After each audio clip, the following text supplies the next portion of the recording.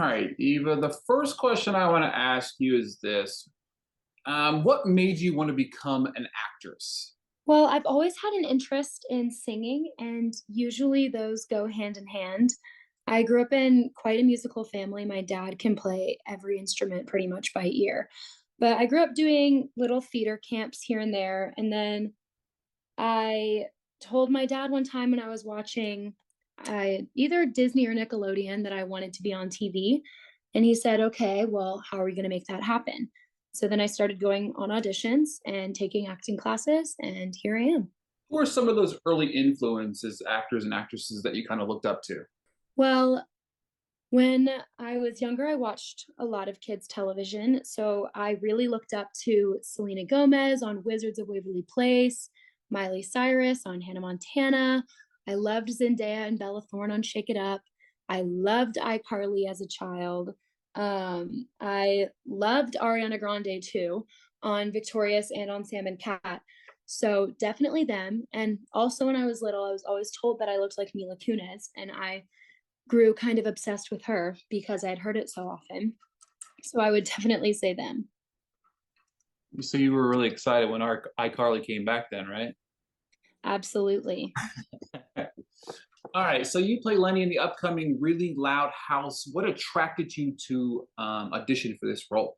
Well, the script is absolutely hilarious.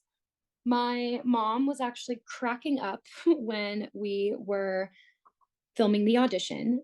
She just could not stop laughing, and we agreed that it was just very funny. So I knew that the show had some great writing. I loved Lenny as a character. She's very nice, bubbly, uh, just has a lot of love for the world and also a love for fashion, which I relate to. So all of those. What's it like getting that call to say, hey, you got the part? It is incredible. I think as of now, that's the most validating part of being an actor.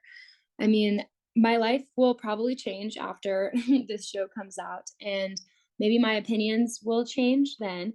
But I think that that is one of the best parts of being an actor, if not the best, is getting the call that you booked something, because it's very validating in an industry that offers very little validation and a whole lot of rejection.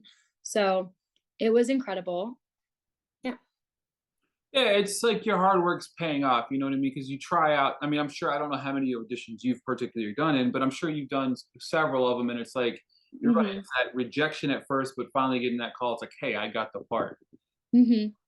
Exactly. It almost feels surreal. It's something that you hear about, that actors talk about in interviews, their story about where they got the call, and it doesn't feel real until it happens. I mean, I was in line getting dinner at a bowl place at in my hometown, so it was pretty crazy.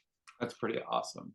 Um, so did you watch any of the animated series in preparation for your role? I didn't watch it before the audition, but I've since watched it after I booked. I've definitely watched it. Before the audition, I hadn't seen anything, and I actually missed the mark on Lenny completely in my first audition.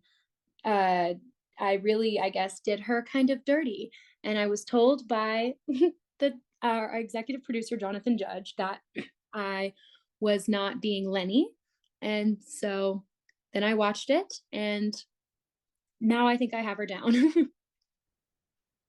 Jonathan Judge has done so many a wide range of shows across television for a lot of years. What's it like Mhm. working with him? It is, I know I keep saying crazy and surreal, but I would just definitely say crazy and surreal. I kind of wasn't aware of how much he'd done until the cast went to a Big Time Rush concert, and we got to meet Big Time Rush, and they gave us shout outs on stage and were talking about their experience on the show because Jonathan had directed a few episodes of it. So that was insane. And then them telling stories, things that he would say that he still says to this day to us on set. It really reminded me of how big he is, how big Nickelodeon is, uh, and I guess how big this show will be. For sure. So obviously the idea of the show is based on Lincoln. He's got 10 sisters there. What's that dynamic like kind of on set? It's quite funny. I would say that we all get along really well. We all have fun. Wolfie or Wolfgang, who plays Lincoln, and Josier, who plays Clyde, are quite close in real life. So they have a fun little dynamic.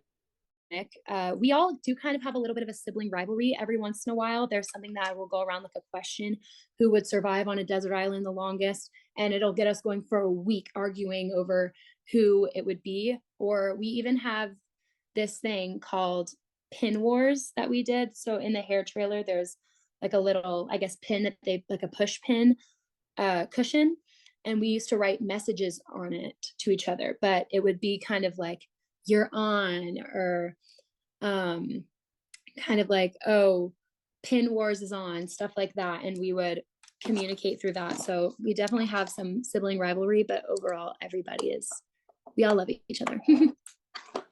I love that. Another question I love that you obviously you come with a little bit of the background when your first role was the animated doing Where's Waldo. What's the Mhm. biggest difference from playing or doing that animated outside the voicing, obviously? What's the biggest Mhm. difference between going from like that animated to a live action series? Being on an animated show, everything is about vocal inflection, right? So it's how would this character say this, and less of in live action, it's how do I feel in this moment? How do I convey that, with my face, and how do I stay in the moment and truly feel that while I'm acting it? But because I guess I was on Where's Waldo, I'm so used to like, how should I say this? What is my vocal inflection? Where should I add a comma? Where should I speed up? What should I say? And I've had to like think, okay, less about the technicalities of delivering the line vocally and more like, let's get into the emotion, the thoughts of the character. Love that. My final question to you is this. Who is your dream pairing? Could be a director, actor, actress, could be multiple of them that you would love to star or get directed by. Oh, wow. Well,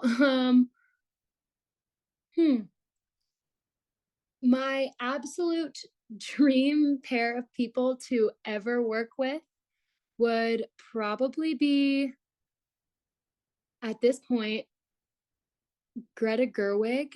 And I mean, right now, my favorite actress is Florence Pugh. I know she did Little Women that Florence Pugh is in, and that's actually my favorite movie. Fun fact. But yeah, probably them. I think there are two very inspiring women and both incredible at what they do. So definitely them. Lady Bird is so good, isn't it? I said Lady Bird. Lady Bird is one of my favorite movies ever. Everything Greta Gerwig does is amazing. Yeah, I love Greta. I can't wait to see what's next. I can't wait for Barbie, Mhm. right? That's I'm so excited for Barbie. I also love Margot Robbie, so I'm so pumped for that.